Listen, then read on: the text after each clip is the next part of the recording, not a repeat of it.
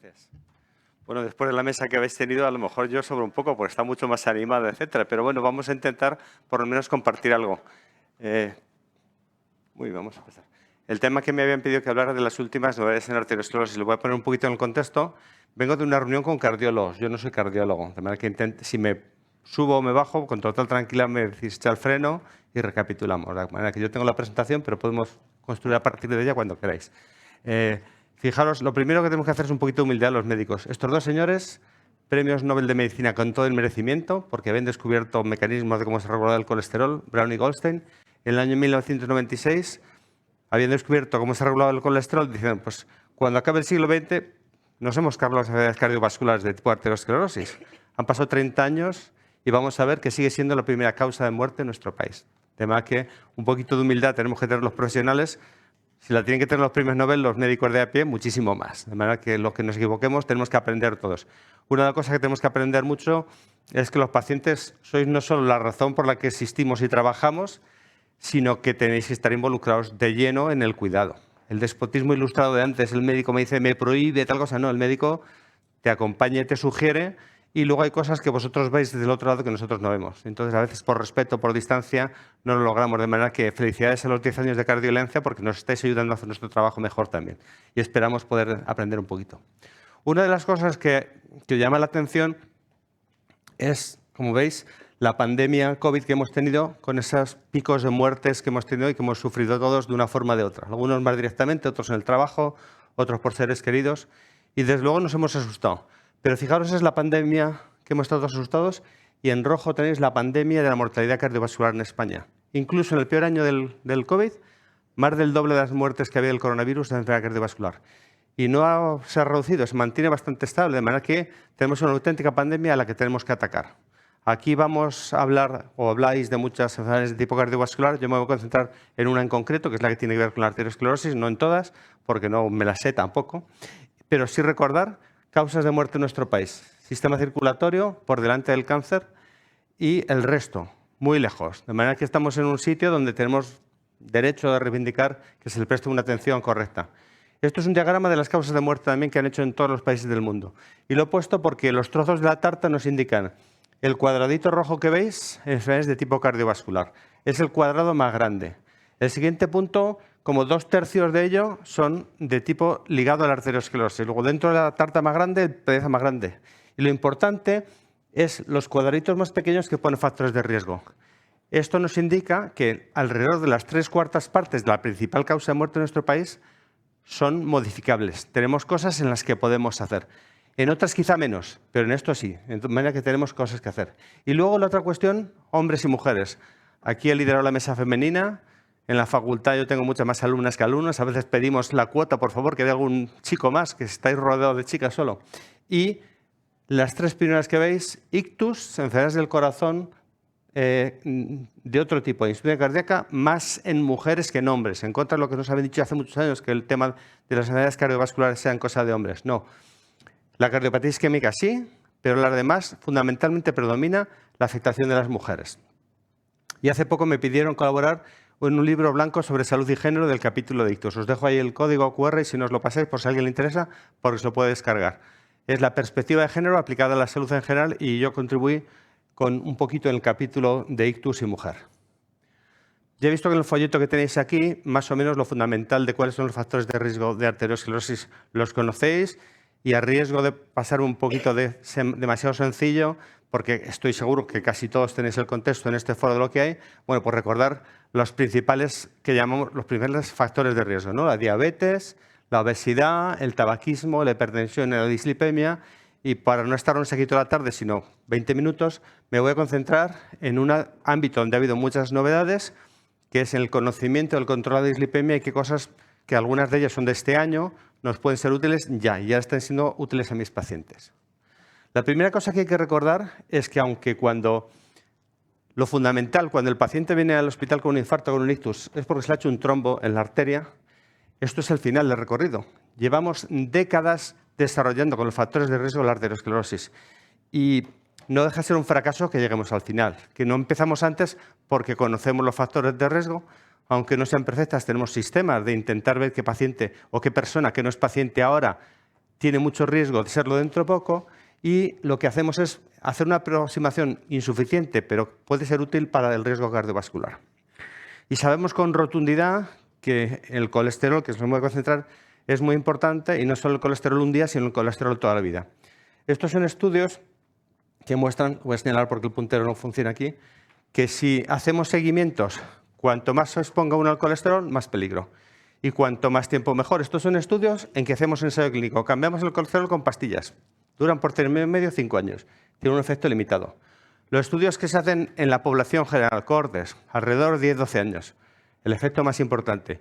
Y los estudios genéticos de gente que padece un factor de riesgo, por ejemplo, la hipercolesterolemia familiar desde la infancia, el riesgo mucho más alto. De manera que aquí nos sirve para integrar las dos cosas. Es importante la gravedad del fallo, pero también cuánto tiempo está uno expuesto al fallo.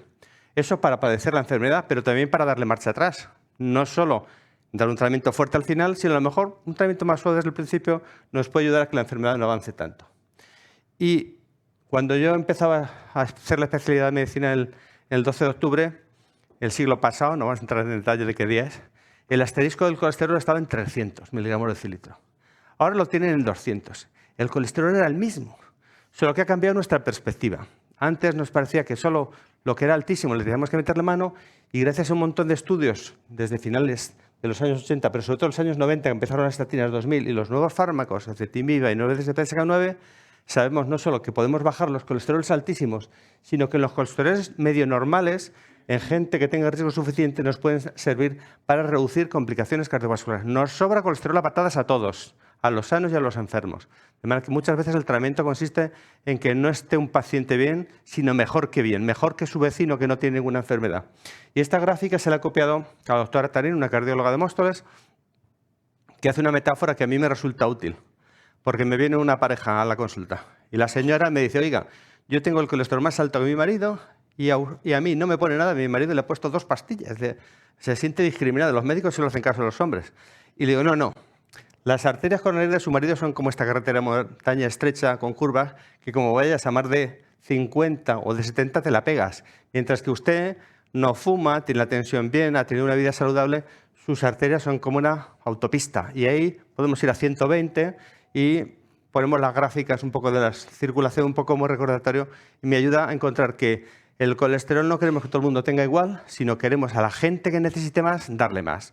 Porque es una cuestión también de equidad. El que precisa más es el que hay que ser mucho más intenso en el tratamiento, y estas figuras nos recuerdan un poquito hasta dónde podemos o debemos llegar en cada uno de los contextos distintos. Es decir, la medicina la personalizamos no hasta el extremo, pero sí un poquito. Muy bien. Y la otra cosa, ya os empecé antes con ese dibujito de cómo la arteria se iba envejeciendo y cómo iba preparándose para el infarto, que la primera cuestión que hay es que en España 1/3 de los pacientes que tienen un infarto se mueren antes de llegar al hospital. Con los aparatos desfibriladores podemos salvar algunos, pero casi solo unos poquitos, porque si nunca llegamos a tiempo suficiente. De manera que la causa principal que podemos en principio atacar es identificar a las personas que pueden tener riesgo de un infarto para intentar retrasar el riesgo, o por lo menos si no lo podemos eliminar. Y luego los cardiólogos lo hacen fenomenal. Yo no soy cardiólogo, lo puedo decir. Los cardiólogos, uno tiene un infarto y sale a veces a las 48 horas del hospital. Digo, coño, ¿cómo puede ser eso? Antes te ingresaban con un infarto y te tirabas no sé cuántas semanas sin moverte. Bueno, hemos avanzado la medicina, te colocan un stent, el corazón está viable y la mortalidad hospitalaria es muy baja. De manera que entre el tercio que tienen antes de morir y los 2 tercios que están fuera, no es tarea del cardiólogo, que ya ha hecho su trabajo en el infartado, es tarea de todos. De los médicos de atención primaria, de los que damos consulta de riesgo vascular y de los propios pacientes, porque lo que tienen que hacer es este 90% de los pacientes, o antes del evento o después, que ayuden a controlar sus factores de riesgo, en particular hipercolesterolemia. Y aunque hemos mejorado, lo estamos haciendo muy mal. Esto está publicado el año pasado, con pacientes españoles y de toda Europa. Grosso modo, las 3/4 partes no llegan a donde decimos todos que tienen que llegar. Publicamos las guías, las escribimos, las revisamos, y de 3/4 partes que no. Y en parte es porque no hacemos todo el tratamiento del que disponemos. Casi todos estos pacientes tenían solo una pastilla para el colesterol. Y los que tenían ya 2 tenían un poquito mejor grado de control. Tampoco es que fuera escandaloso, pero bajamos del 20 al 30%. Algo hemos avanzado. Tenemos mejores instrumentos en los últimos años, usémoslos. Porque el no usarlos tiene consecuencias. Estudio en vida real de casi 2 millones de pacientes en España cogidos de los ordenadores, de médicos, etcétera, sin entrar en detalles. Yo he dicho antes que el 20% tienen control. Pues en vida real, menos aún. Un 14% de los pacientes tienen control. Y eso no es trivial. Los que están mal controlados se asocia. La cuarta parte de ellos tienen una nueva complicación. Nuevo ictus, nuevo infarto en los años siguientes y casi un 10% de mortalidad en los 2 años siguientes. Una mortalidad exagerada. Salvamos el paciente, el que llega al hospital bien, pero luego no hacemos lo suficiente para que no vuelva o que tenga una complicación o que se muera. De manera que tenemos que avanzar en eso. Podemos decir, ¿vamos bien? ¿O es el mar que está torcido? O decir que no, vamos a hacer algo, vamos a enderezar el barco porque el mar está bien, somos nosotros que hacemos bien. Y en ese contexto voy a defender el tema del colesterol para ser un tratamiento potente. Y no lo voy a decir gratuitamente, lo voy a decir porque ya se ha demostrado en un país occidental, en Ontario, en Canadá, desarrollado un nivel de medicina pública, en cierto modo, semejante al español, con cobertura universal, en que las principales cosas que han hecho que se reduzca la mortalidad o por síndrome coronario agudo o por infarto en Canadá era que le dan pastillas para bajar el colesterol. No era el bypass, no era la angioplastia, no era un cateterismo en el momento. Obviamente, al que llega fastidiado con la descendencia anterior, que se la abran, le salva la vida. Pero a nivel de población, lo que más ha hecho, por muy denostado que esté en mucha prensa, absolutamente irresponsable, es las pastillas para bajar el colesterol, las estatinas, que han sido un antes y un después en los últimos 20 o 30 años. De la diagrama antes que puse de la escalera bajante, la mayor parte de los tratamientos era con estatinas. E históricamente, los médicos hemos tratado, por ejemplo, la hipertensión con 2 o 3 pastillas, o una que tenía varias cosas. Y no sé por qué históricamente al colesterol no le hemos hecho caso, o como mucho le damos una pastilla. Bueno, pues estamos cambiando el concepto. Y antes decían, dar una pastilla más o menos fuerte para el colesterol, pero lo que decimos, no es tanto 1 o 2 pastillas, sino que sea un tratamiento potente de alta intensidad y si hace falta combinamos.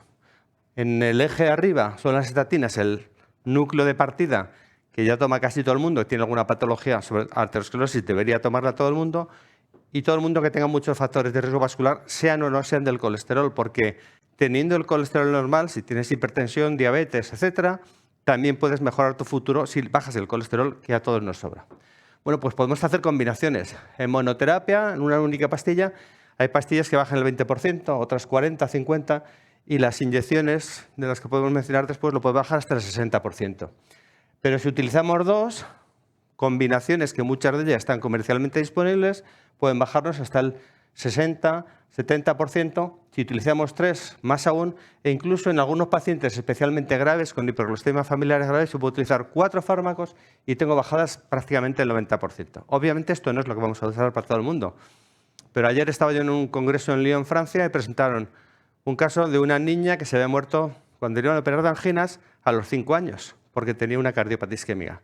Esta es la forma extraordinariamente rara, que yo afortunadamente no tengo una experiencia en tal sentido, porque no sé si seguiría con la medicina. Yo veo a gente más mayor. Pero no vamos a ese extremo, pero sí hay muchos que requieren mucho más de lo que le estamos dando. Y ocurre también otro problema, no sé por qué históricamente con el colesterol, que si uno tiene la tensión alta o tiene diabetes, enseguida en la caja tiene el punto negro. Medicación crónica solo paga usted un máximo de tantos euros. ¿Y las pastillas del colesterol no ha ocurrido eso? No sé qué manía tiene.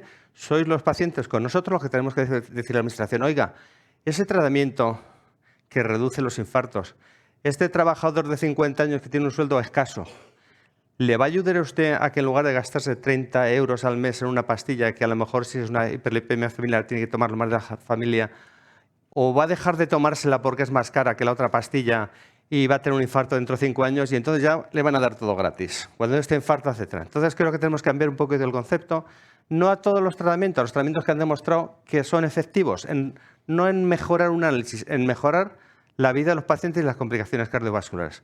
Yo creo que eso es un reto que tenemos que trabajar todos. El otro día estaba hablando con el presidente de la Sociedad Española de Cardiología y en su mandato y en el mío estos 2 años vamos a intentar empujar y contamos con que los pacientes seáis los primeros beneficiarios, los primeros que podáis empujar, porque claro, nosotros escribir un papel la receta y que luego el paciente diga, pues he tenido que elegir y la pastilla del colesterol es la que me he dejado porque no sé qué me han dicho.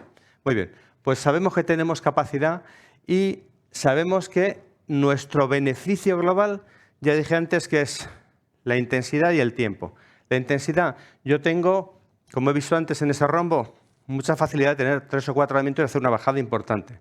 Pero lo importante no es que yo las pastillas soy al paciente. Me estoy acordando de uno que me mandó la cardióloga hace 3 meses porque dijo, oye, mira, tú que llevas el tema del colesterol con más experiencia que yo, ¿qué le pasa a este paciente que le he dado tratamiento potente y no le baja el colesterol? Afortunadamente ya en toda España tenemos la receta electrónica, hice un clic y había cogido la primera caja de pastillas del colesterol, punto. El primer mes la había bajado y se había olvidado. No sé si no se lo contó bien, si no se le va a permitir, pero la otra cosa importante no es que uno le ponga el tratamiento, sino que dure en el tiempo. Y la duración en el tiempo es algo que es uno de los retos casi más difíciles. Porque yo ahora con todos los instrumentos que tengo soy capaz de darle caña a un paciente y se lo bajo. Pero es mucho más difícil a veces convencerle de que siga o pactar con el paciente si tiene molestias musculares en lugar de decirle no tiene importancia, tome sus 3 pastillas. Llegar a un acuerdo de qué es lo que tolera bien o incluso si económicamente tiene 3 pastillas que son más o menos parecidas, que yo pueda ayudarle a seleccionar aquello que tiene más posibilidades de tomarse, aunque siendo equivalente razonablemente. Y si no, buscar un plan alternativo. De manera que nuestro reto es no solo hacer un buen tratamiento, sino el tratamiento dure en el tiempo.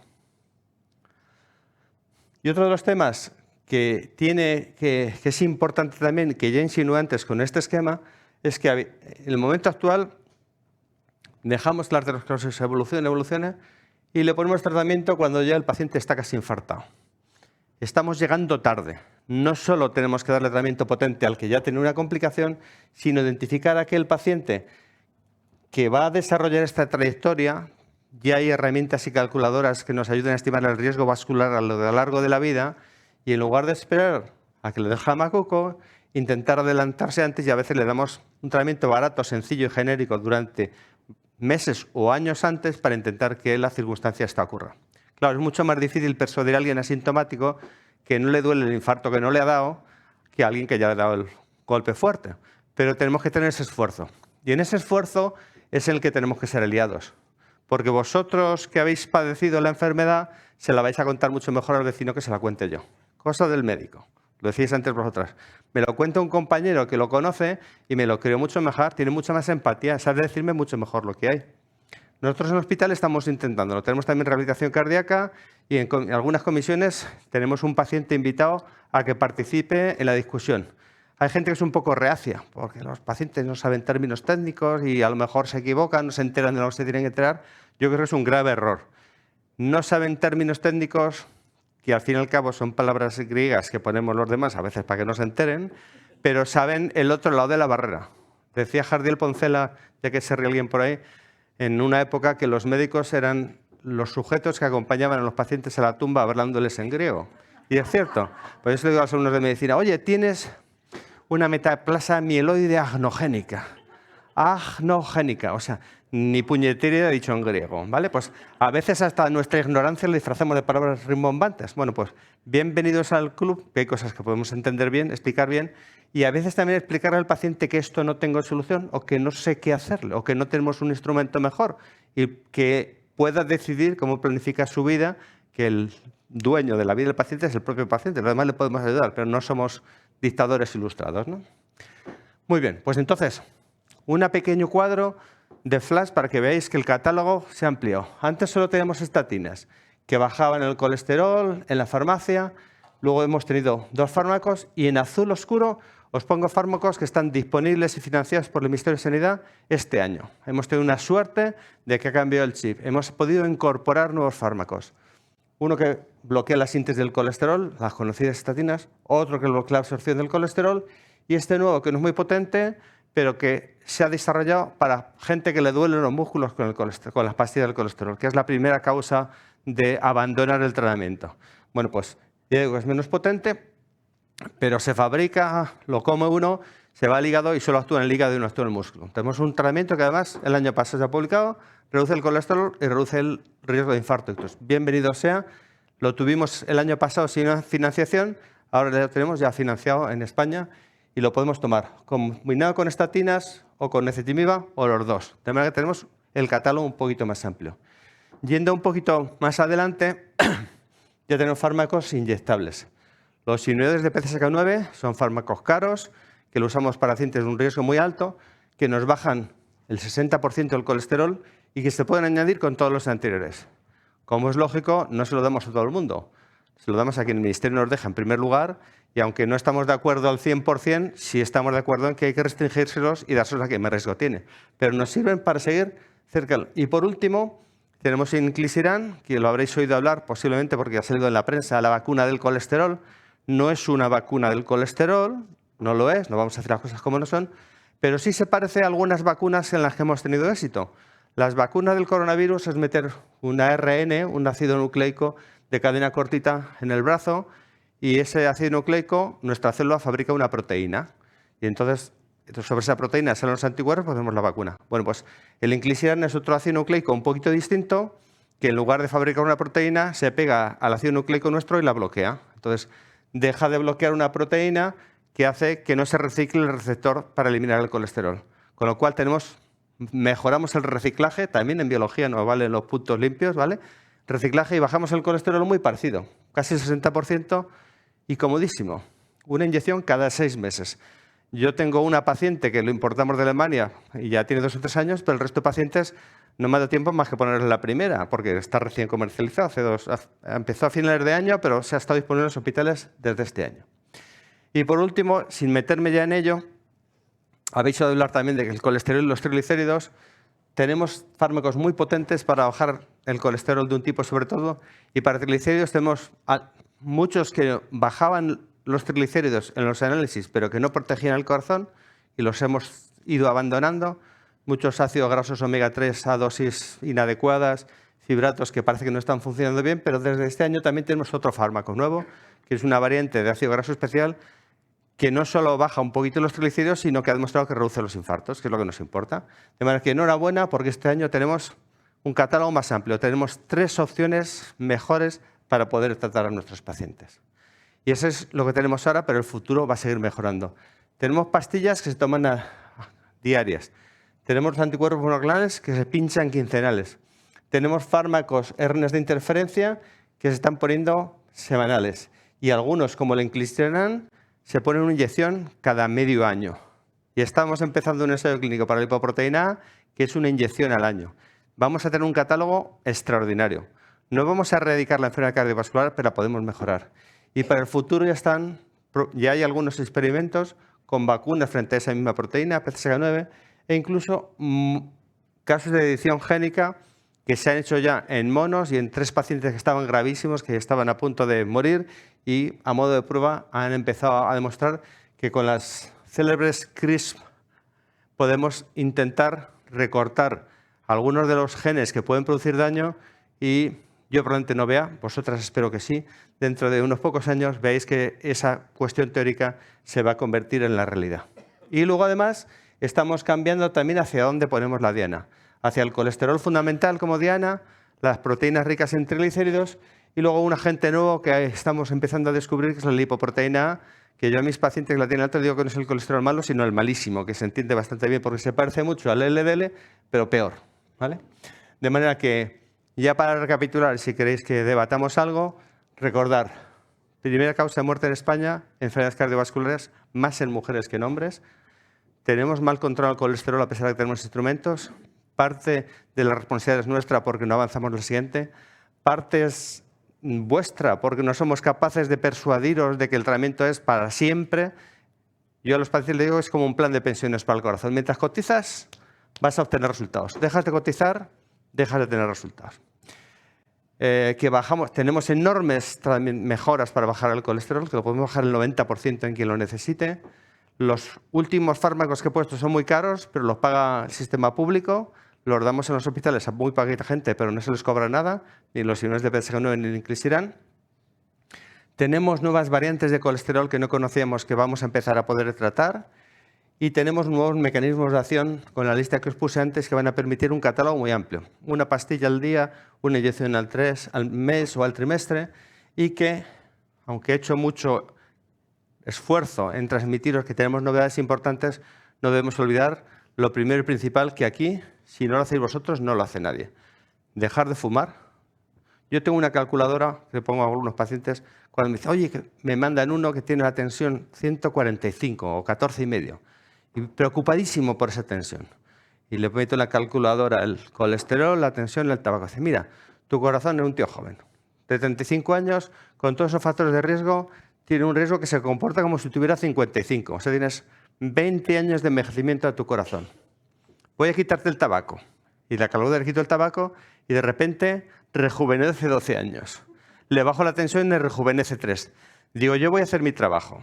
Si necesitamos, yo te gano los 3 años, pero los otros 12 son cosa tuya. Luego ya veremos si necesitas apoyo farmacológico, apoyo social, apoyo de pacientes que han aprendido a dejar de fumar, pero que todos seamos cómplices y colaboradores en obtener ese beneficio.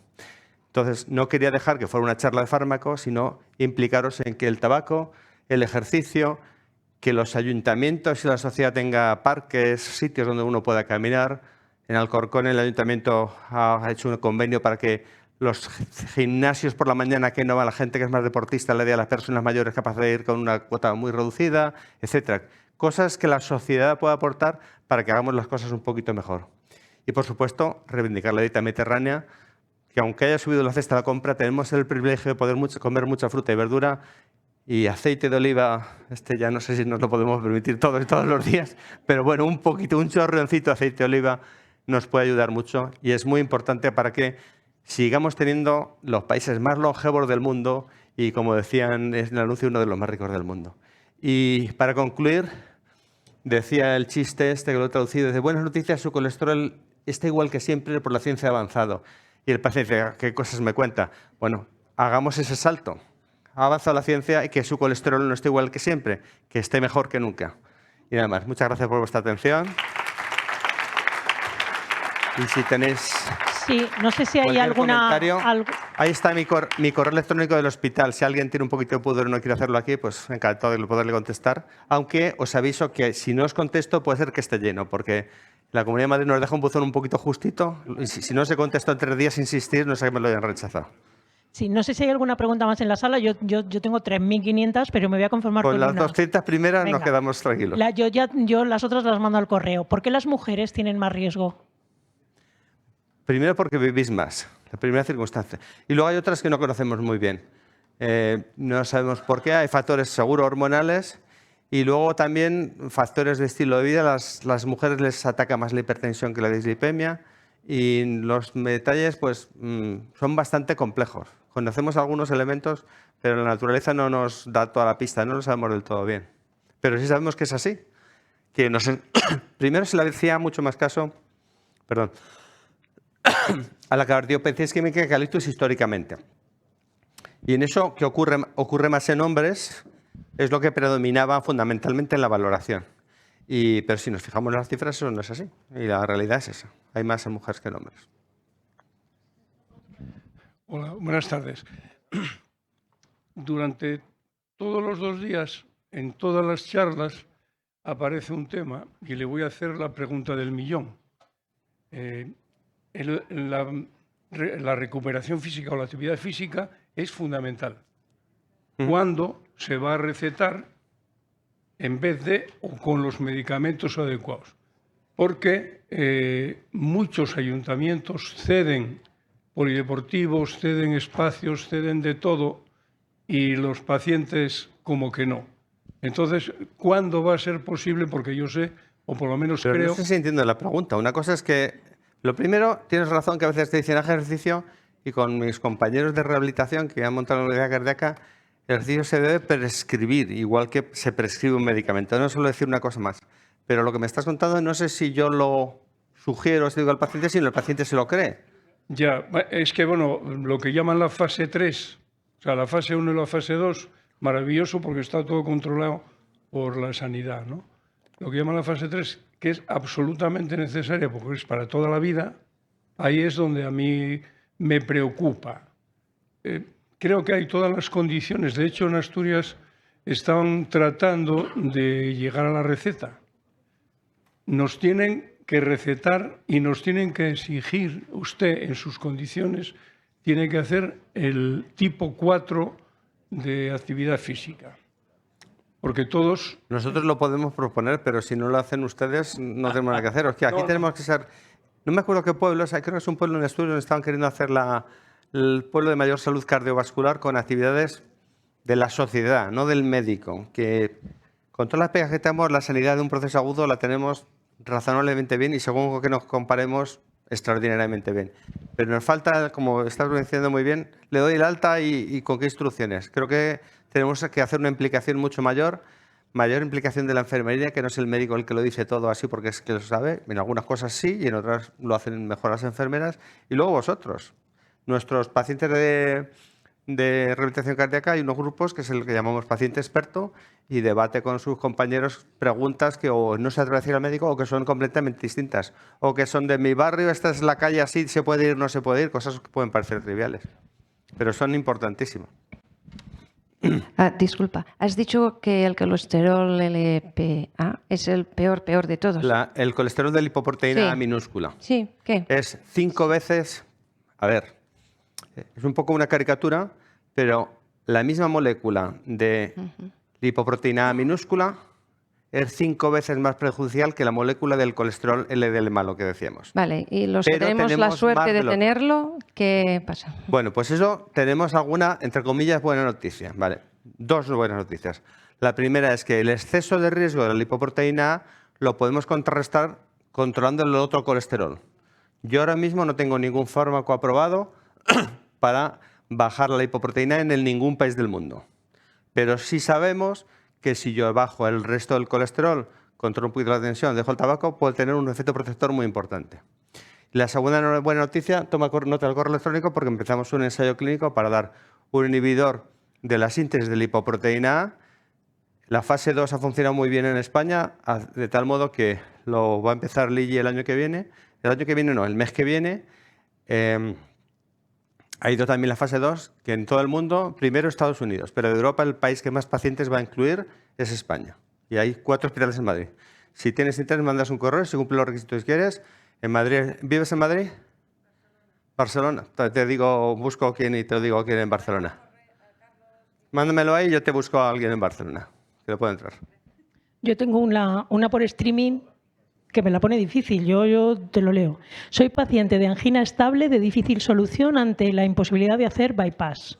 Último cateterismo hace un año, LDL de 70 con rosuvastatina, ezetimiba ¿Vive? y ácido bempedoico. Ujú. Para no tener problemas, ¿debería tener LDL menor de 55? Ya lo Sería contesto yo, deseable sí. que no tuviera sí. 55, sino 40, si fuera posible. El problema está en que el siguiente escalón terapéutico, que es los señores de PSK1 de inclisiran, oficialmente el Ministerio de Sanidad nos deja prescribir los que tienen el LDL por encima de 100. Porque está en 70, no nos deja. No obstante, algunos pacientes, como quizá puede ser este el caso, que tienen muchos bypasses, zonas no revascularizables, lipoproteína elevada, puedes a veces negociar con la farmacia y, de modo excepcional, pacientes como este podrían ser candidatos a recibir el siguiente escalón, que como norma general no lo tienen autorizado, pero en casos singulares, con un poquito de presión y en pacientes especialmente graves, sí lo podemos conseguir. Yo tengo algún paciente por debajo de 100 que tiene lo que hemos dicho, o lipoproteína elevada o recurrencia de la angina después de estar con el máximo tratamiento y que llevándolo quizá no en 70, pero con un poquito por encima, sí tiene opción de que le podamos ofrecer el tratamiento. Entonces, que insista un poquito a su cardiólogo o a su médico del riesgo vascular a ver si lo puede intentar. De hecho, en alguna comunidad el inclisiran lo han aprobado y como es un poco más barato que los inhibidores de PCSK9, no en todas las comunidades, pero en alguna comunidad están siendo más liberales para que se pueda prescribir en gente que tiene el LDL por ese rango.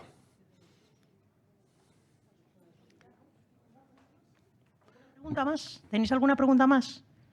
¿No? Para un viernes por la tarde del Le espléndido despedimos está ya. bien salir a caminar y a andar un poquito, ¿eh? Le despedimos.